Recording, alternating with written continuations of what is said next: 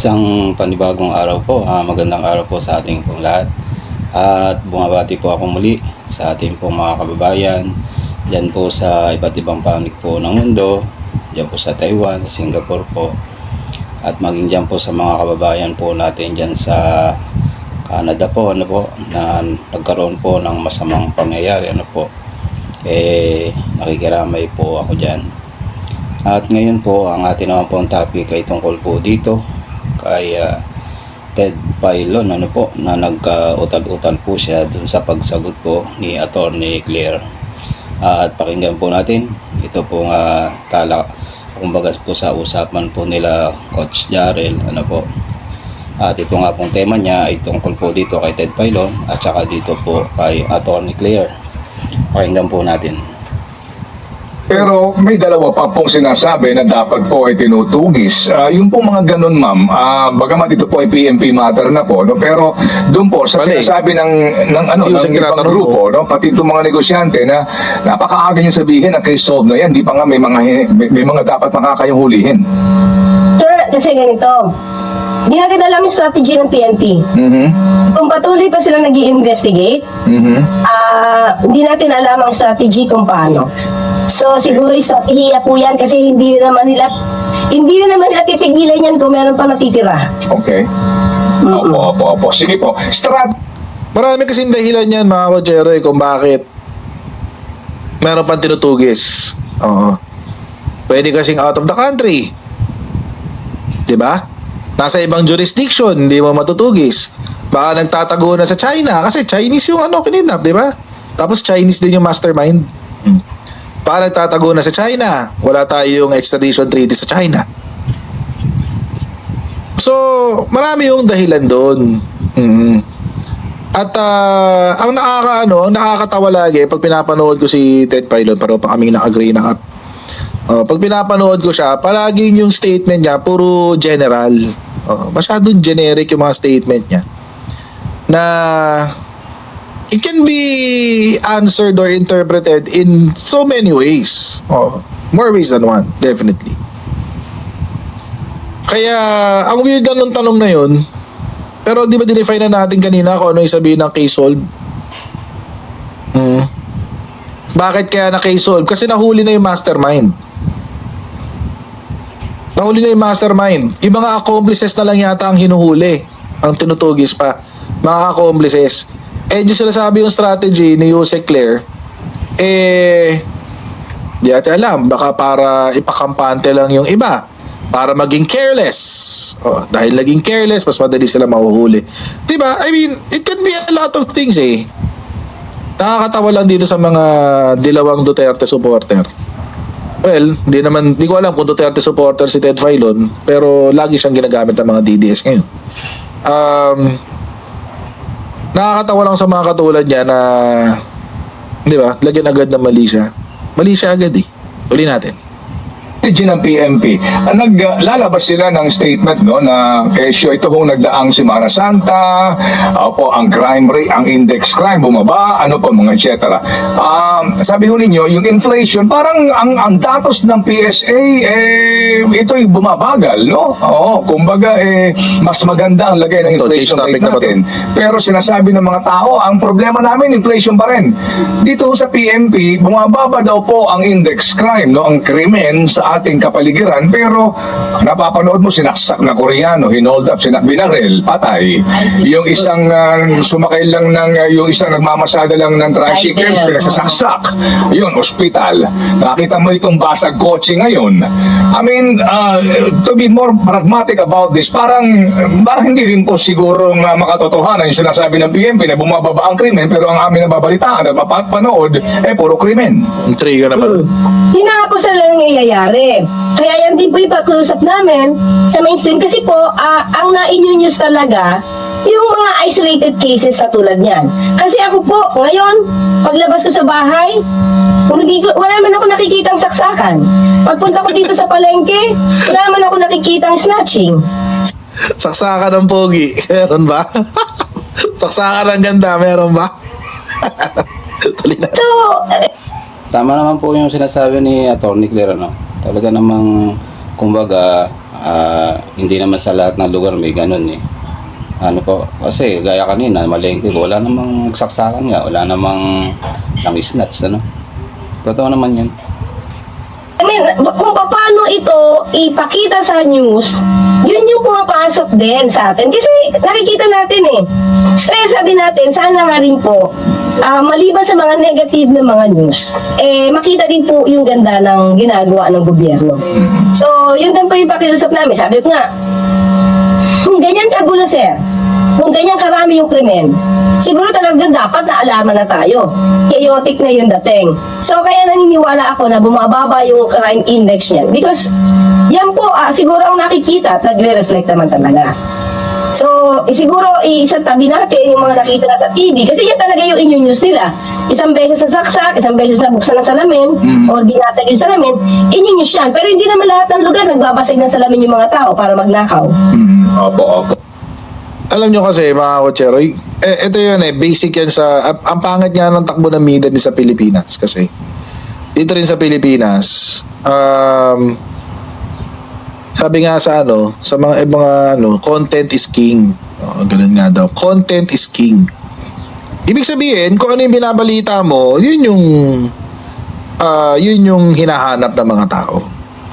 At unfortunately, ang mga Pilipino, mga Kotsero, including myself, minsan, mas nakatuon tayo doon sa kung ano yung intriguing, ma-intriga, nakakagalit, mga ganun. Doon tayo kadalasan nakatutok eh. Oo.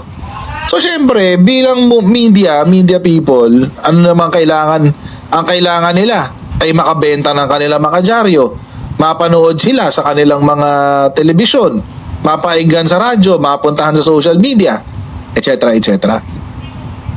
Kaya ngayon, ang i-highlight nila, mga Kotsero, ay kung ano yung shocking. Oo. Ganun tayo mga Pilipino, gusto natin yung sinashock tayo eh.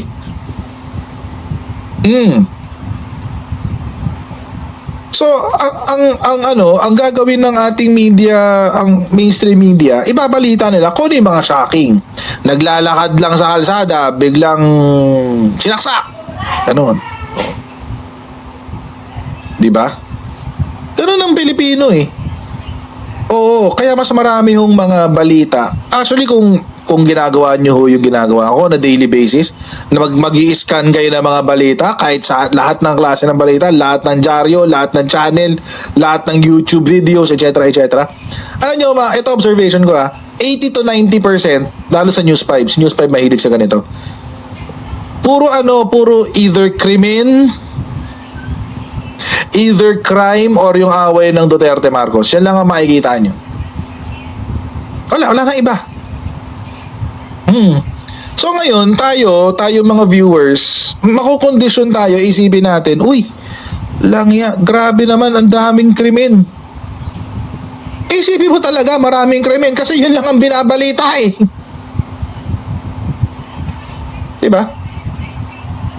Isipin mo talaga, maraming krimen kasi yun lang ang binabalita. Sila ang laging ganyan, mahilig sa mga may shock factor. Si News 5, si Abante, si Remate din, paminsan-minsan, ganun. Yung mga tabloids, puro ganyan. Ang hilig sa ganun.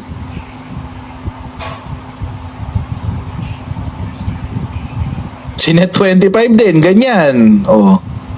Mahilig sila sa ganyan for the kasi yan para makuha yung attention ng mga bibili ng dyaryo o makikinig sa kanilang mga shows, etc. News shows. Ganoon. Kasi sabi naman ni Yusek, wag ho kasi tayong pag puro ganun ang binabalita nyo, o di nga iisipin ng tao. So, pumatas kayo. Kapag kayo ay nagbigay ng balita na negatibo, pakita nyo rin kung ano yung resulta. Nahuli ba? Gaano kabilis nahuli?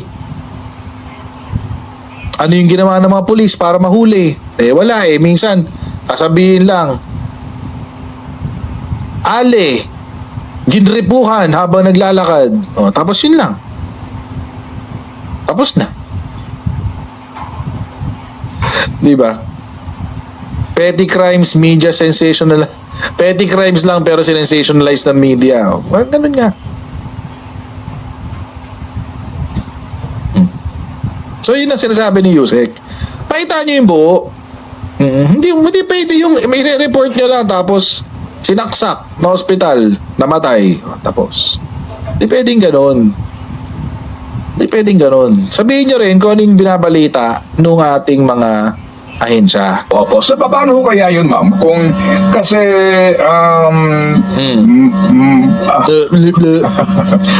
parang, paano kaya po, paano kaya ang treatment doon ng main? Nautol eh.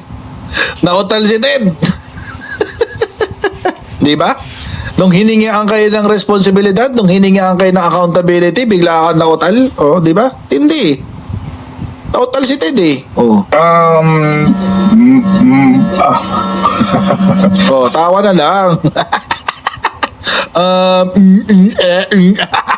Ganun.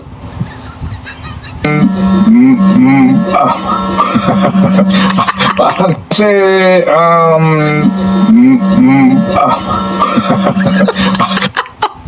Ano?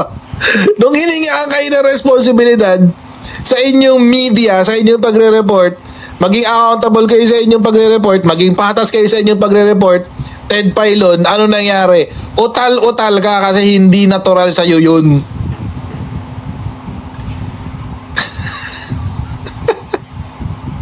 Hindi kasi natural dito kay Ted Pailon yung ganong mindset. Hindi natural sa kanya yung ganong mindset. Oo. Di ba? Nung sinabi ni Yusek Claire na dapat i-report nyo rin yung positive. Hindi puro negative na lang. Oh, ano sinabi?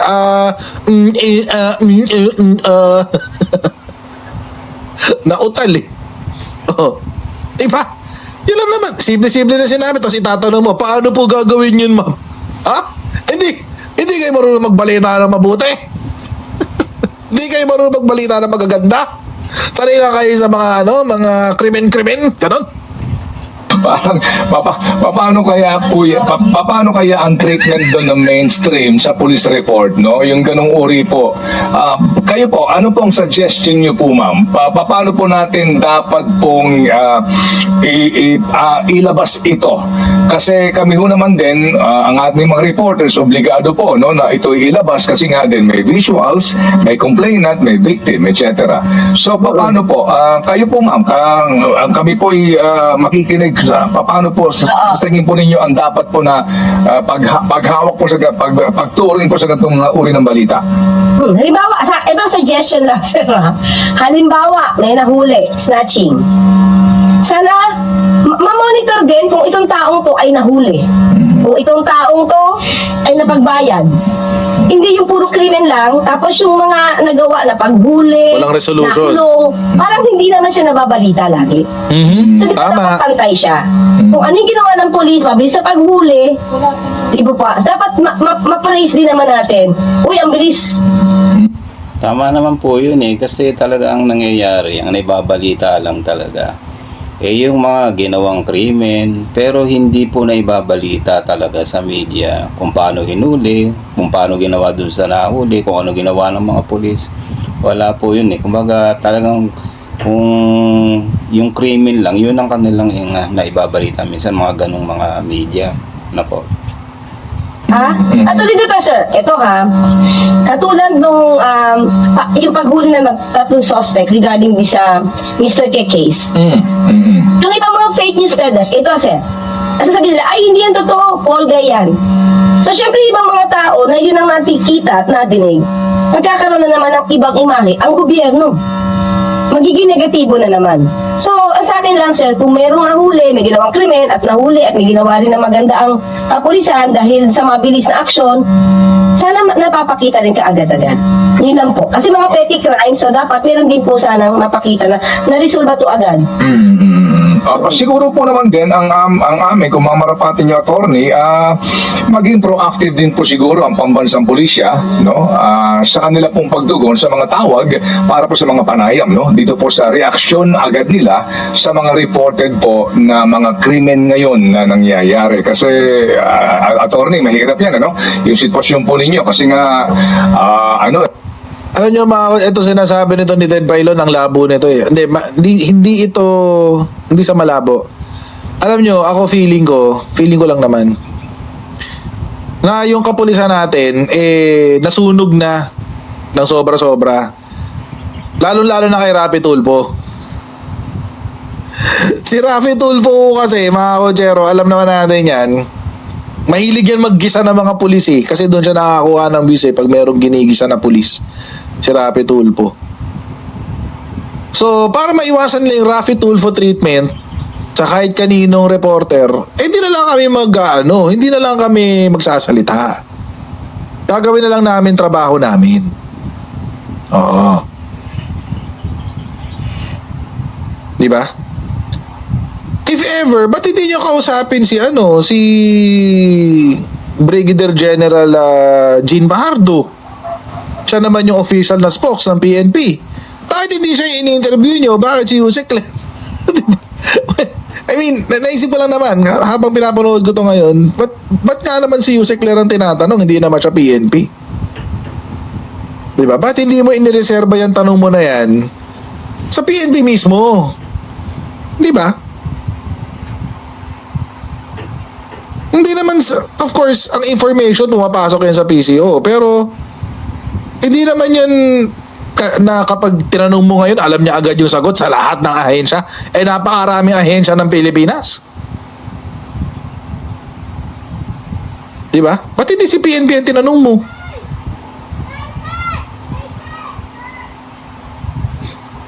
Ang weird. Oh, ang weird. Tapos tinatanong niya sa strategy ng PNP, yung taga-PCO. Bakit? Ang weird lang. And again, mga kotsero, hindi ko rin maiwasang isipin na baka pasong-paso na ang ating kapulisan sa media. Kasi kapag sila ay nami-media, lagi silang ginigisa. As in, gisa. Minsan sunog na nga ginigisa pa rin. Sunog na, ginigisa pa. Oo. Uling-uling na, ginigisa pa. Oo, ganun. So, hindi rin masisisi kung bakit umiiwas sa media. Hinahayaan na lang yung mga spokes sa magsalita. So, next time, tanungin nyo ho yung involved na tao, PNP. Huwag si Yusek.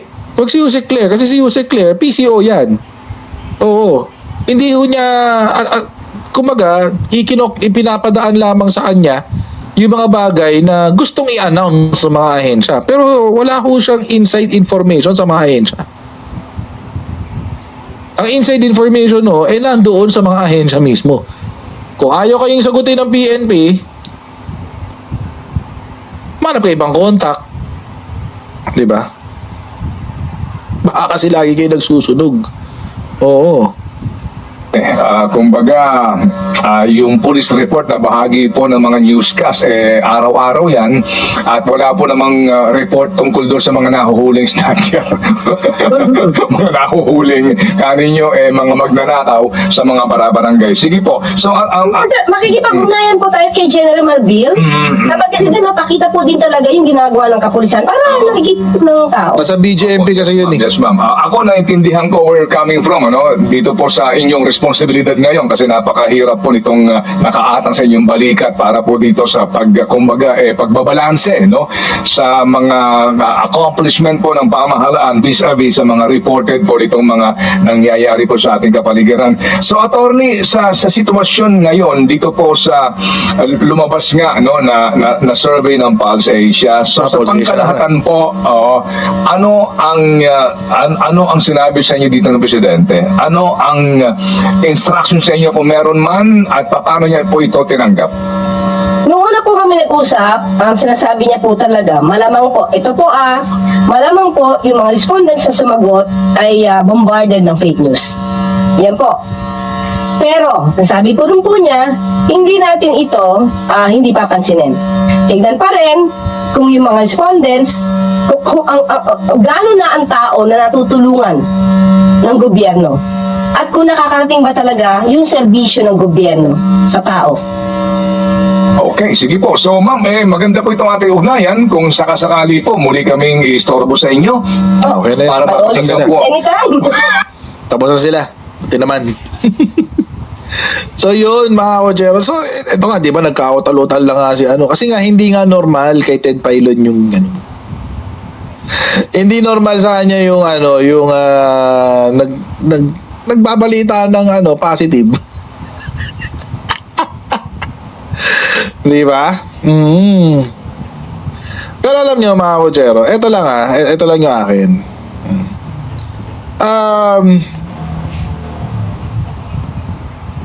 For all the improvements na meron po ngayon ng ating gobyerno, malayo pa po ang dapat nating puntahan.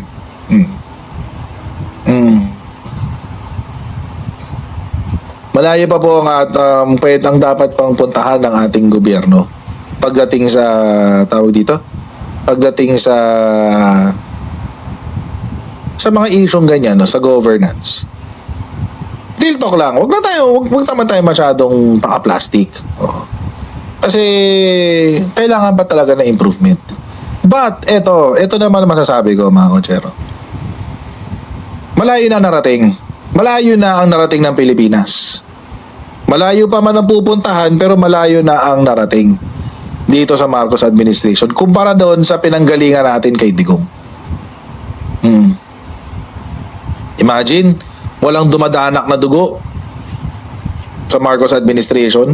Walang dumadanak na dugo nang walang dahilan. Hindi yung dahil nailista ka lang kunyaring adik tapos tsutsugihin ka na.